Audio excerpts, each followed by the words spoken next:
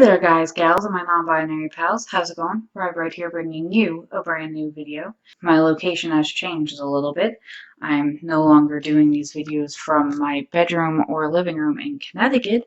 This is actually a bedroom in Washington. Also ignore the mess because I'm currently not completely unpacked.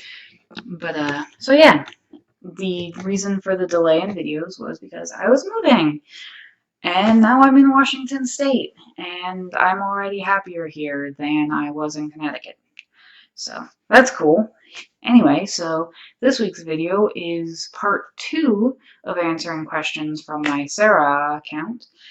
And let's jump right into it, shall we? What do you think about the world conforming? Such as the UK trains having a gender-neutral greeting in the morning.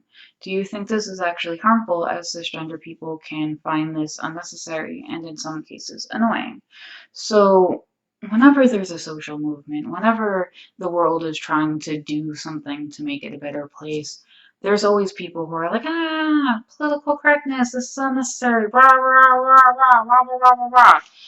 So no, I don't think it's harmful. I think in the end it'll do a lot of good, and I think the people who are resistant to change just need to stop.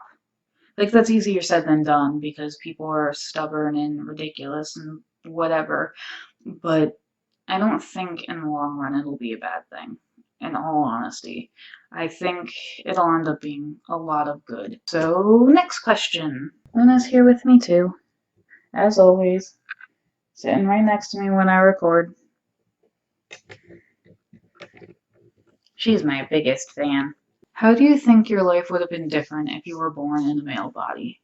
So I'm going to preface this question with try to avoid wording like that, because there is quite a lot of trans people who say that, you know, because they identify as male, because they are male, their body is male and, you know, they own every part of it.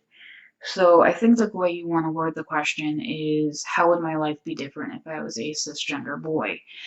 And the fact is, I don't think too much would actually be that different now. Like, the earlier part of my life, it would have been completely different. I might have gone into sports. I might have, I mean, I still probably actually would have been like the super nerdy, quiet, shy person that I was like the entirety of my early years, but I think my inner toxic masculinity would have started a lot sooner. I think I probably wouldn't maybe cry as easily as I do. I think I would have been the quiet nerdy guy rather than the quiet nerdy girl. I don't know that there would be too much different with that. I mean, obviously I probably wouldn't have, obviously I wouldn't have the dysphoria with my body or anything like that. But then there's also the other side of the coin, in which maybe I would have been a trans woman. If I had been born in a cisgender male body, maybe when I hit 24 I would have realized I was a woman. Granted, that process would have been even more ridiculous and hard than realizing that I was a trans guy, because I'm rather hairy. If I had been born a cis dude, I would have had even more of my dad's genes. I would have had the additional testosterone from the beginning. So I would have been like Wolfman status, basically. But that's something I do think about a lot. I try not to think about it as much anymore, just because that's how a lot of my existential crises and anxiety comes up, because I'm like, oh my god, what if I was born as cis dude? Blah, blah, blah, blah. Anyway, next question. What are the emotional effects of people either accepting the change or dismissing it? So, I've been very, very, very lucky in that basically everybody in my life has been rather accepting of the change. Like, my best friends have been way more amazing than I could ever ask for. I'm also very, very fortunate that I haven't had anybody in my life really dismiss the idea of me being trans.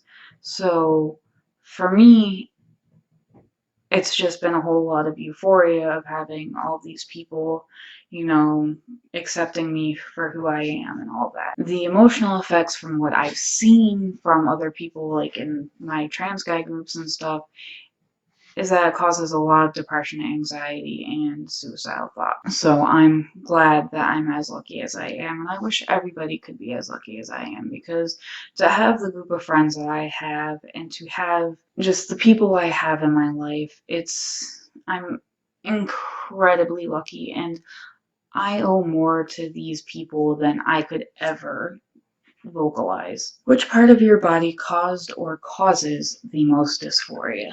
So, not a part of my body, but a function of my body is the monthly.